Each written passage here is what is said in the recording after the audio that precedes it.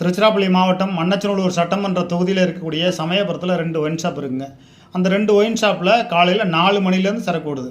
இது திமுக ஆட்சியில் மட்டும் கிடையாது, அதிமுக ஆட்சியிலையும் காலையில் 4 மணிலேருந்து சரக்கு ஓடுது. இதை தட்டி கேட்கறதுக்கு சமயபுரத்தில் இருக்கக்கூடிய யாருக்கும் திராணி இல்லை, தெம்பு இல்லை.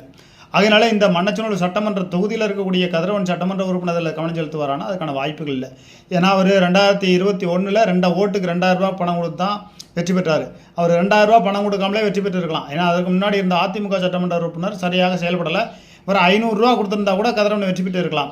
அதே நேரத்தில் இப்போ சமயபுரத்தில் காலையில் 4 மணிலேருந்து சரக்கு ஓடிட்டு இருக்கு. இதை கதிரவன் சட்டமன்ற உறுப்பினர் கொஞ்சம் கவனத்தில் கொண்டு அமைச்சர் செந்தில் பாலாஜி அவர்களிடத்தில் தகவலை சொல்லி, அல்லது திருச்சி மாவட்ட ஆட்சியர் பிரதீப் குமார் அவர்களிடத்தில் தகவலை சொல்லி, அதை 4 மணியில் வந்து ஓட்டுறதை ஒரு 8 மணிலேருந்தே அதை ஓட்டுங்க.